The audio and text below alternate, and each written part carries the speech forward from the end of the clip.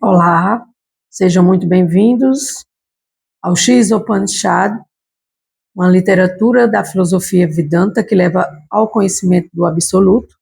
Eu sou Ana Cláudia Chandra, do Easy Espiritualidade. Demais redes sociais, aqui com vocês na leitura do conhecimento que leva ao conhecimento, que nos aproxima de Deus, de Krishna.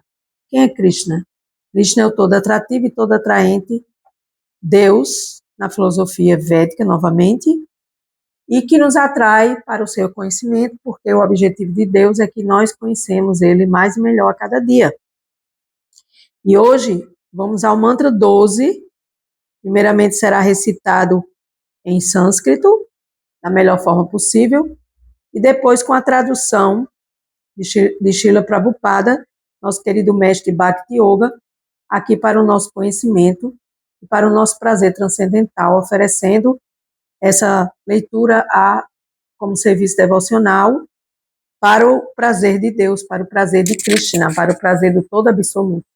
É necessário que nós, como almas, possamos buscar esse conhecimento, porque esse conhecimento vai nos aproximar, esse conhecimento vai nos libertar da ignorância, da falta de conhecimento, que é realmente um problema na nossa sociedade. A maioria de nós vivemos na ignorância.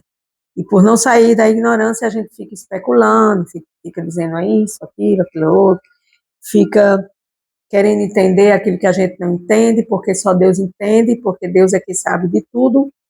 Deus, ele tem ciência de tudo, ele tem poder sobre tudo, e ele está presente em tudo. Então, não adianta a gente, sem conhecimento, querer saber de alguma coisa, porque isso não passa de ilusão.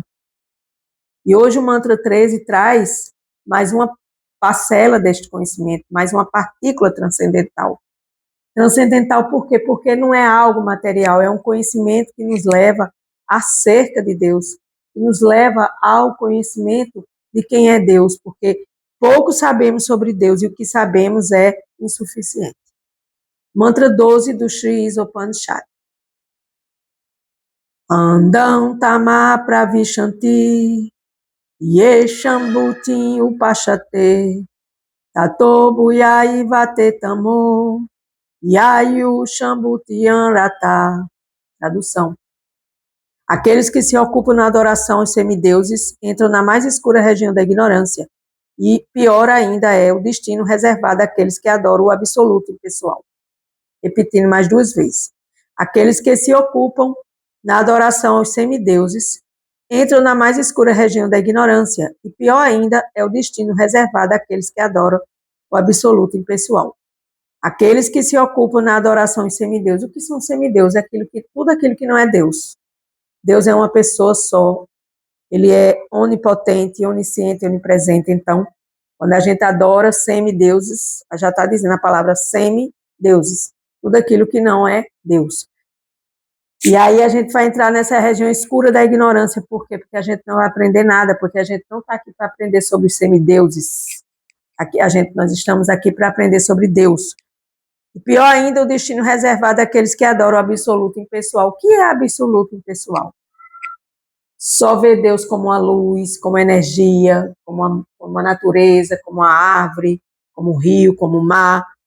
Quando Deus é uma pessoa, Jesus diz, vós sois a imagem e semelhança de Deus. Então, se Jesus diz isso, que eu sou a imagem e semelhança de Deus, então se eu sou uma pessoa, Deus também é uma pessoa. Significado. A palavra sânscrita Ashambhuti,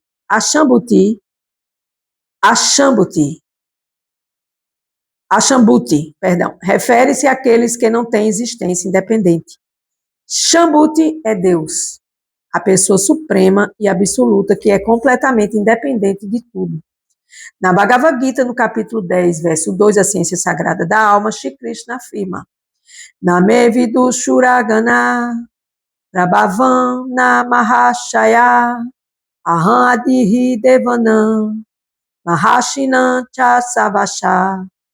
Nem as hostes de semideuses, nem os grandes sábios conhecem a minha origem ou opulências, pois só sobre todos os aspectos, pois sob todos os aspectos, eu sou a fonte dos semideuses e dos sábios. Logo, Krishna é a origem dos poderes otorgados aos semideuses, aos grandes sábios e aos místicos. Embora eles sejam dotados de grandes poderes, esses poderes são limitados, em virtude do que lhe é muito difícil saber como, através de sua própria potência interna, Krishna em pessoa aparece sobre a forma humana. Então, aqui na ciência sagrada da Bhagavad Gita, o próprio Krishna, né, que apresenta Krishna como uma pessoa suprema, ele diz que só ele tem poder. Só Deus tem poder, vamos falar assim. E para a gente entender aqui na nossa inteligência, da nossa consciência materialista, por exemplo, os santos que os católicos adoram, né, que fazem promessas, que acendem velas, que fazem romarias, todos esses santos, eles não têm esse poder absoluto que Deus tem. Porque ele diz, eu sou a origem dos poderes otorgados a esses santos, os semideuses, aos grandes sábios e os místicos. Então, santos, semideuses, sábios e místicos, tudo que nós temos. Por exemplo, se eu tenho um piquitito de pequeno pedaço de inteligência, essa inteligência não é minha, essa inteligência foi doada por Krishna, por Deus.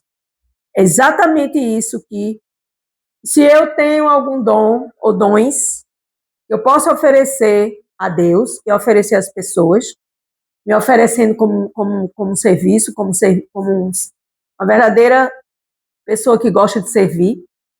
Esses dons também não são meus. Por quê? Porque Krishna diz, eu sou a fonte de todos os poderes místicos. Embora eles sejam dotados de grandes poderes, esses poderes são limitados, porque só Deus tem o poder ilimitado. Em virtude do que é muito difícil saber como, através de sua própria potência interna, Cristo em pessoa aparece sobre a forma humana. Dentro da filosofia védica existe essa passagem em livros sagrados, em escrituras sagradas, onde o próprio Deus, ele vem em pessoa quando está havendo muita religião neste mundo, e há passagens comprovadas dentro da filosofia védica que prova que Deus, se Deus manda Jesus como seu filho, manda outros santos, outros sábios, outros místicos, outros representantes, porque ele não pode vir aqui? É proibido ele vir no planeta que ele criou? Eu proíbo Deus de vir à Terra como pessoa, ou seja, de que forma seja.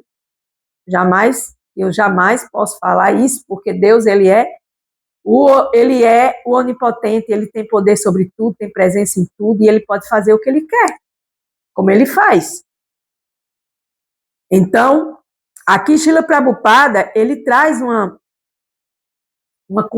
conscientização através da sua explicação desse mantra e dessa passagem do Bhagavad Gita, do verso 10, capítulo 10, verso 2. Srila Prabhupada nos diz, os especuladores mentais não sabem que Deus, a pessoa absoluta, é Krishna, que o Brahman impessoal é a refulgência reluzente de seu corpo transcendental, e que o Paramatma, superalma, é sua representação plenária onipenetrante. Então, aqui temos Deus como a pessoa absoluta, Deus como uma pessoa impessoal, ou seja, Brahman, o Criador impessoal, e do seu corpo vem essa luz refulgente que sai desse seu corpo transcendental.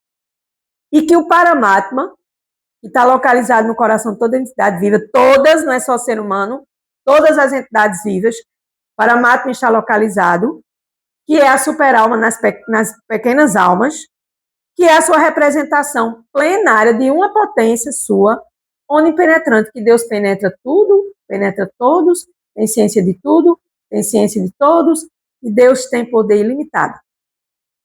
Então, pouco sabe que Krishna tem uma forma eterna, cujas qualidades transcendentais são bem-aventurança e o conhecimento eterno. Os semideuses, os grandes sábios, os santos que não têm existência independente de Deus, consideram erroneamente que Krishna é um semideus poderoso e que a refulgência de Brahman é a verdade absoluta. Então, dentro da filosofia védica existe essa contradição das pessoas especularem e dizer, não, Krishna não é Deus, Krishna é apenas um semideus ou um semideus poderoso e que ele é apenas a parte impessoal. Então, eu acho isso assim de uma pequena inteligência, porque Deus não é tão pequeno para ele ser uma pedra, um mar, uma fruta, uma folha. Não, Deus é tudo. Tudo com a letra maiúscula e ponto final. Mas os devotos de Krishna, por força de sua rendição a ele de conhecimento acerca de Deus, de quem ele é, e de sua devoção a Krishna, a Deus, imaculada, sem erros, podem saber que ele é a pessoa absoluta e que tudo emana de Krishna. Esse manancial de tudo. Deus é o manancial de tudo que existe, formas impessoais e formas pessoais. Deus é uma pessoa, Jesus diz na Bíblia, eu repito, vós sois a imagem e a semelhança de Deus. É de mim que vem o conhecimento, o esquecimento e a memória. A gente esquece porque a gente precisa se lembrar.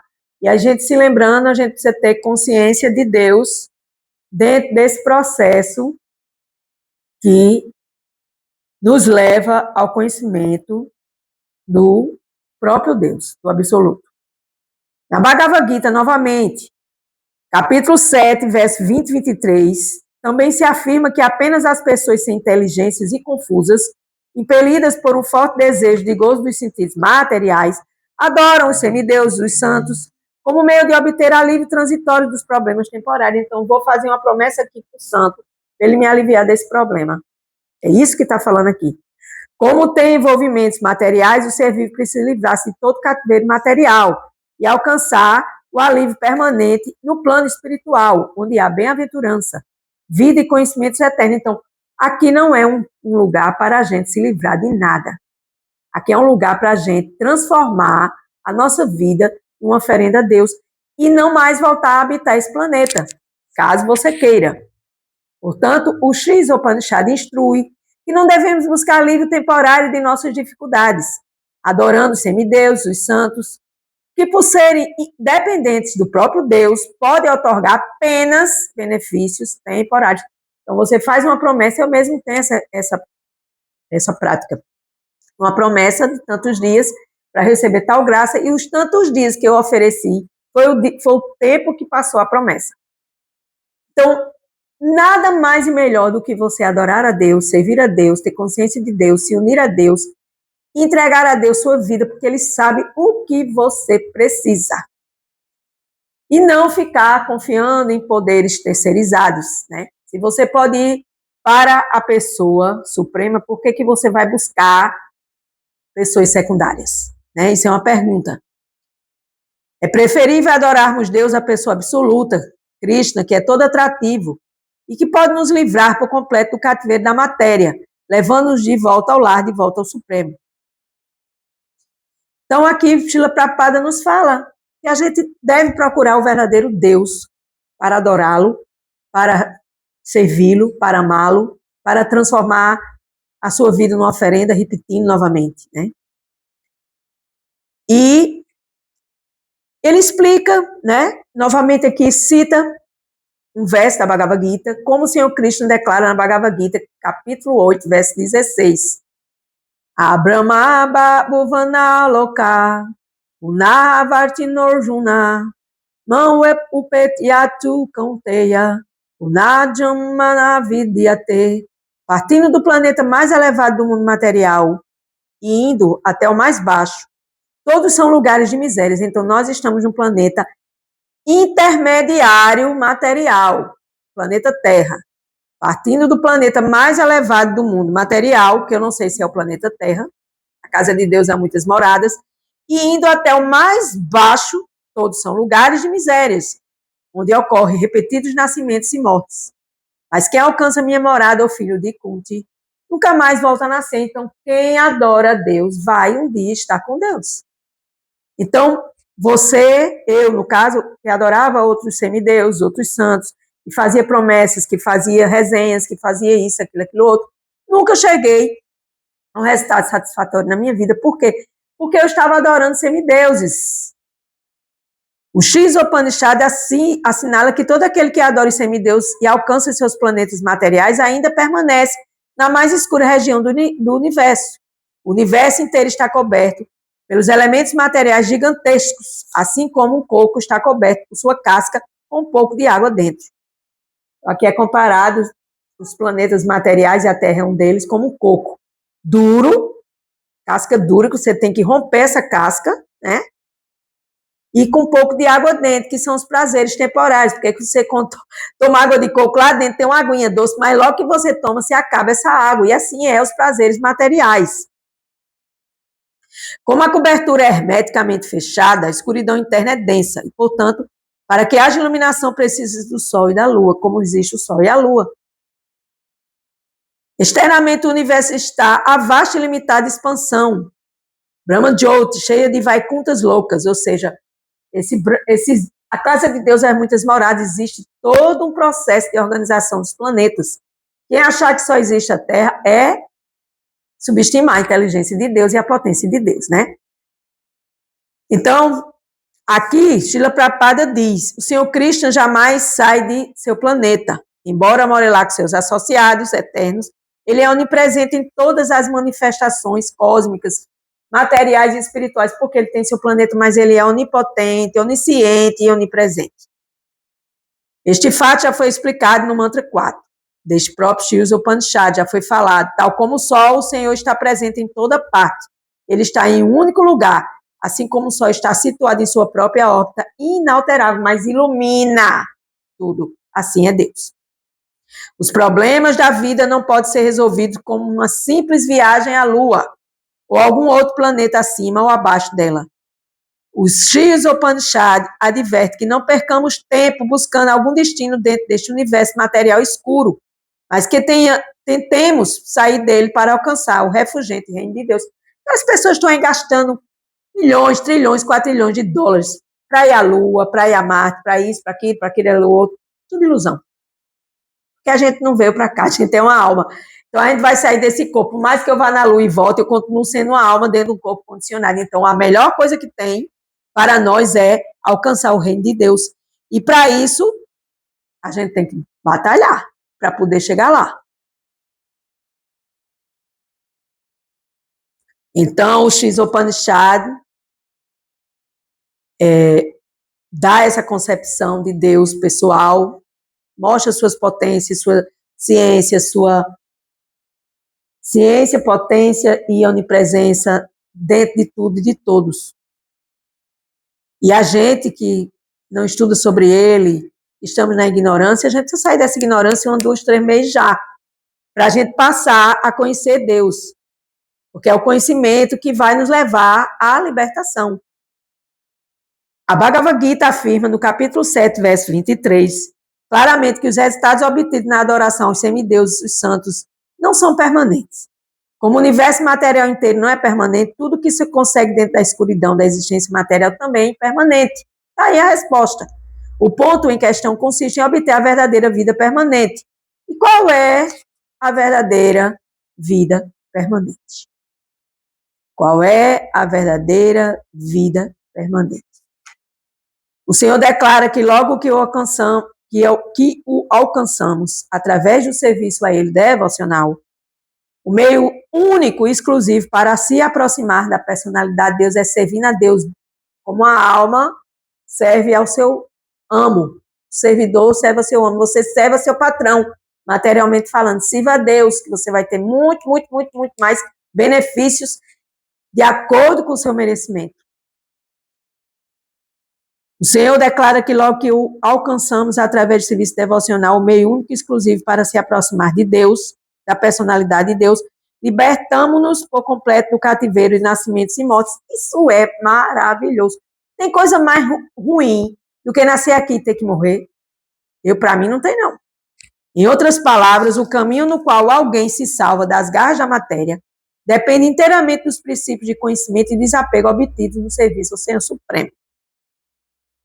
Os pseudos religiosos não têm conhecimento nem desapego dos afazeres materiais, pois na maioria deles quer viver nos grilhões dourados do cativeiro material, à sombra de atividades filantrópicas disfarçadas de princípios religiosos. Isso é uma dura realidade daqui da nossa sociedade.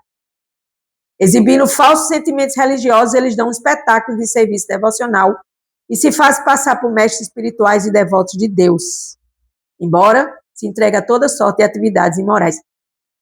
É os escândalos que a gente vê nos religiosos aqui do planeta Terra. Está aqui Srila Prabhupada está nos relatando. Esses canalhas são os elementos mais perigosos da sociedade humana. Como não há governo religioso, a lei do Estado não lhe aplica nenhuma punição.